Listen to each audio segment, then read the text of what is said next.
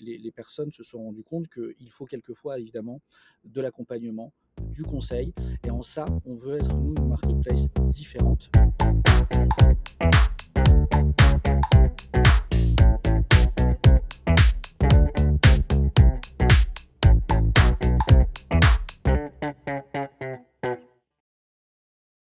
Bonjour et bienvenue à Conversation CX, l'émission où on parle d'expérience digitale et conversationnelle avec les leaders de l'expérience client. Je suis Hélène, Head of Communications d'iAdvise, et aujourd'hui, j'ai le plaisir d'accueillir Mathieu Pieri, le VP Commerce et International Growth de Mano Mano, pour parler ensemble d'un sujet qui nous tient à cœur, l'humanisation de l'expérience digitale pour accélérer la croissance. Bonjour Mathieu. Bonjour Hélène, ravi de pouvoir avoir cet échange avec toi. On est ravis. Écoute, on est ravis aussi. Merci d'avoir répondu à cette invitation. Mathieu, Mano Mano, c'est la plateforme, la marketplace de bricolage et de jardinage leader en Europe. C'est comme ça que vous Oui, vous décrivez. oui, absolument. Et on a la chance de vous accompagner avec iAdvice dans votre stratégie conversationnelle. Et Oui. aujourd'hui, on va parler d'humanisation de l'expérience digitale et du parcours client. Mais d'abord, une petite question sur toi. Tu es arrivé chez Mano Mano en 2021 en tant que, je l'ai dit, VP Commerce et International Growth. Quels sont tes objectifs à ce poste? Alors oui, effectivement, je suis arrivé il y a un petit peu plus d'un an maintenant chez Mano Mano, et je dirais la feuille de route, les objectifs sont vraiment de dupliquer le succès que nous avons en France à travers l'Europe. On est une licorne, une société connue et reconnue, je dirais, en France, avec encore beaucoup d'opportunités de marché, bien entendu, et on veut dupliquer ce succès à travers les autres pays européens où nous sommes présents, l'Angleterre, l'Allemagne, l'Italie, l'Espagne, la Belgique, pour proposer aux clients de tous ces pays européens la meilleure expérience pour acheter, consommer des produits qui serviront à son bricolage, à son jardinage, à sa décoration d'intérieur, à sa rénovation énergétique, sujet d'actualité s'il en est, Mmh. euh, de la même manière et avec toute une expertise et une spécialisation à travers ces différents pays. Et donc pour atteindre vos objectifs, business, vous misez beaucoup sur l'expérience client. Qu'est-ce que c'est?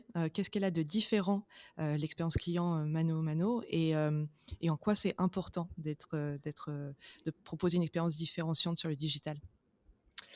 Alors, elle est différente chez Mano Mano pour plusieurs raisons. La première, c'est que dès la création de l'entreprise, elle a été faite pour proposer quelque chose qui n'existait pas sur le marché, qui était la digitalisation de ce marché du bricolage et du jardinage. On l'a fait et on le fait avec tous les revendeurs et marques qui travaillent avec nous dans un modèle de marketplace. Aujourd'hui, Mano Mano en Europe, c'est plus de 16 millions de références. C'est 4000 revendeurs qui travaillent avec nous. C'est plus d'1 milliard d'euros de volume d'affaires. Donc, ce sont des chiffres qui sont assez conséquents et qui montrent d'une certaine manière en fait, notre capacité à répondre au plus de besoins de nos clients et prospects en ayant le catalogue le plus large, en ayant une compétitivité prix forte parce qu'il y a beaucoup de revendeurs qui sont présents sur notre place de marché et en accompagnant, je dirais, tous ces éléments avec la dimension de conseil, de personnalisation et d'accompagnement dans le projet de nos clients. Le do it yourself est un sujet qui peut vite être complexe et technique. Le jardinage, même si tout cela, les événements récents nous ont permis de passer beaucoup plus de temps sur ces sujets lors des différents confinements à travers l'Europe, les personnes se sont rendues compte qu'il faut quelquefois évidemment de l'accompagnement, du conseil, et en ça, on veut être nous une marketplace différente qui propose non seulement un catalogue extrêmement profond et extrêmement large pour adresser le plus de besoins de nos consommateurs, tant B2C que B2B, et ça c'est important, on le redétaillera un petit peu après, mais surtout d'accompagner par des conseils, par des abécédaires, par des mano advisors qui sont nos conseillers, qui sont des vrais humains derrière lesquels les clients peuvent poser toutes les questions et les accompagner dans leurs projets parce qu'on se parle vraiment de projet. Vous voulez Mmh. repeindre, votre chambre ou votre salon, c'est pas simplement acheter un pot de peinture et un pinceau. Il y a d'autres choses qu'il faut, avoir à l'esprit quand on veut avoir ce type de projet et quand on ne le fait pas parce qu'on est, entre guillemets «un bricoleur du dimanche», bah, on est content d'avoir quelqu'un qui peut vous expliquer, conseiller pourquoi il faut tel ou tel type de peinture, avec telle ou telle norme, tel label pour son bien-être et puis tel ou tel type de pinceau, de protection, de scotch et donc tout ça est un ensemble d'informations que nous amenons de manière humaine, à nos clients et aussi de manière rédactionnelle, bien entendu, pour qu'elles soient consultées et permettent, à nos clients de pouvoir construire le projet, qu'ils souhaitent avoir. Alors Mathieu, tu parlais du conseil en ligne. Oui. Quelle est la place justement des canaux digitaux, dans la relation client que vous proposez? Alors nous, elle est à 100.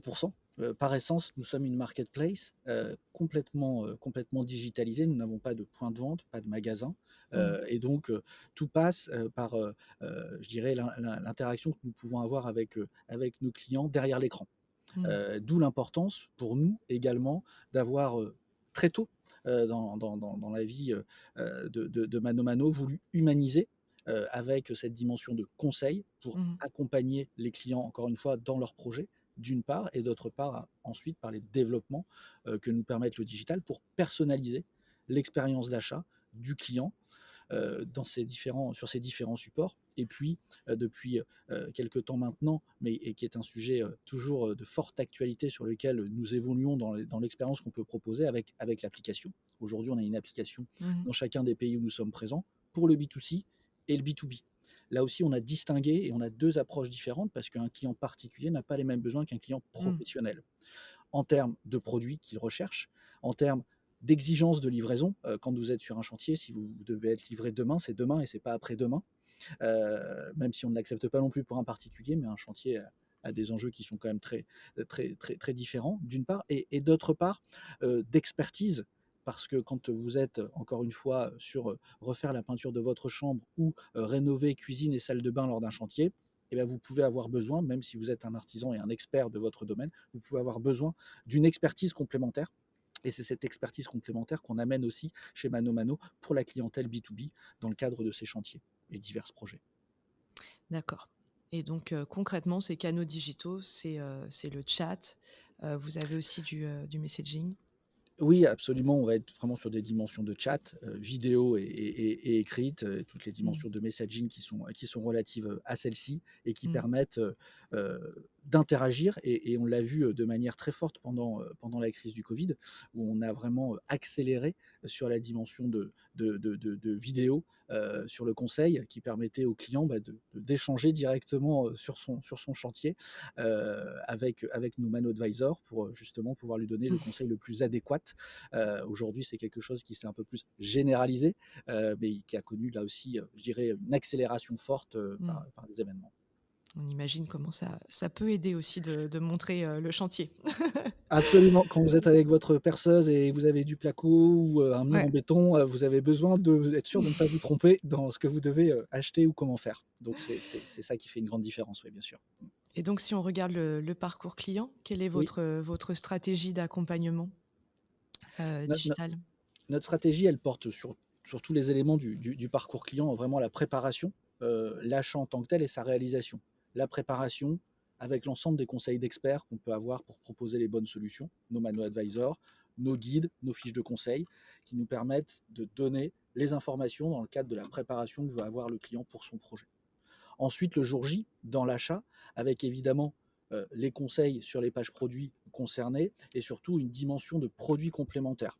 Je donne l'exemple sur la perceuse, il est intéressant d'acheter, les bonnes mèches qui vont aller avec votre perceuse, de les avoir sur la page produit avec les bons niveaux de compatibilité et de ne pas perdre le client qui doit aller rechercher ensuite des produits qui peuvent bien fonctionner avec la perceuse qu'il est en train d'acheter.